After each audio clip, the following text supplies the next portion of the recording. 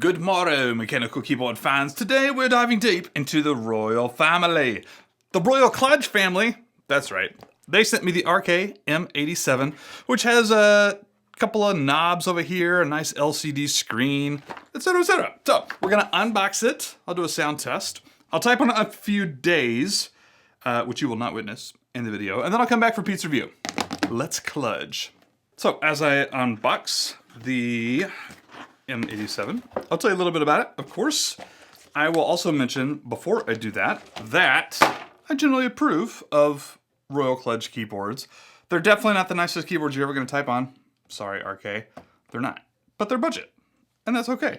The other ones I have the RK 84 and, I don't know, one or two other ones. They were also really easy to customize, which is why I bought them. I bought them to take apart and kind of tinker with and play with and put different keycaps on. They're all hot swappable to my knowledge. They're all wireless, they're all fast, they're all cheap.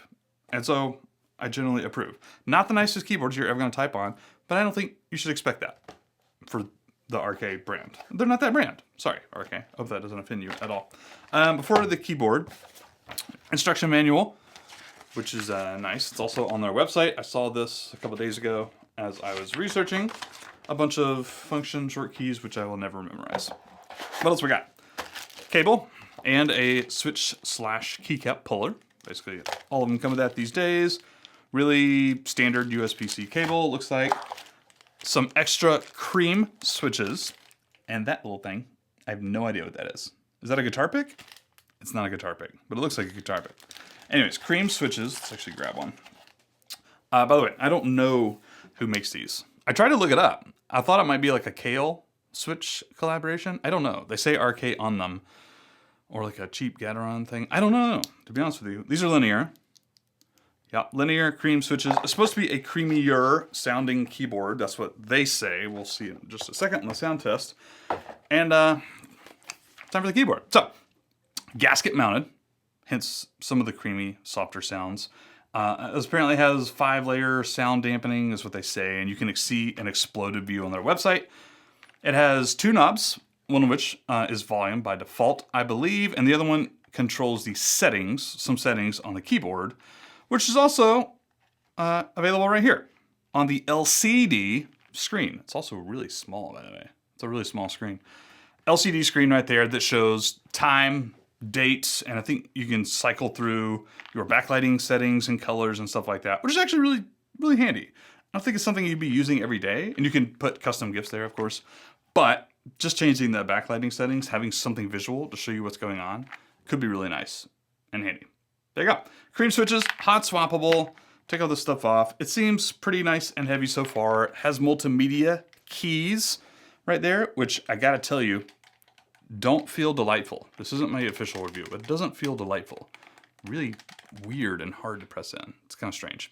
Anyways, branding right on front, which I don't necessarily approve of. RK M Studio right here. I have no idea what that is.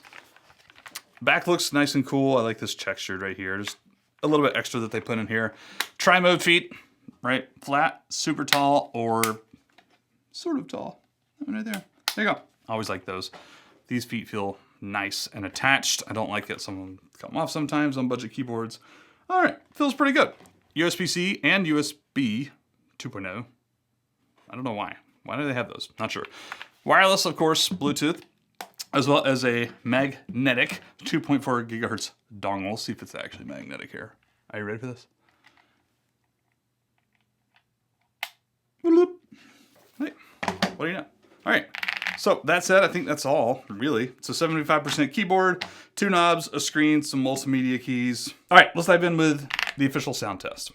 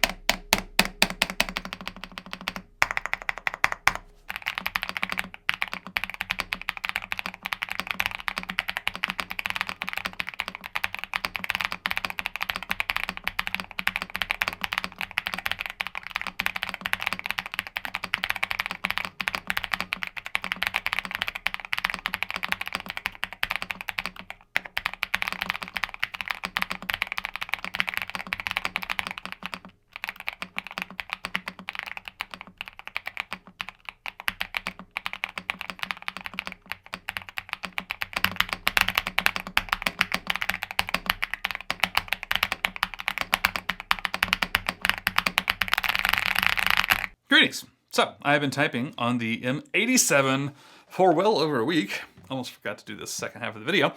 And I have thoughts. So, I'm going to give you the 30-second overview. I'm going to give you the cons and then the pros in that order. So, 30-second overview for the price point, which is affordable, very affordable, budget friendly. There's a lot of features here and it feels well constructed. Cool. Done. Ding. You got the screen, you got 2 rotary encoders, you got 2 knobs over here, you got extra media controls. It's heavy, it's built well, it's got cool design. It really does. It doesn't feel cheap or budget friendly so much.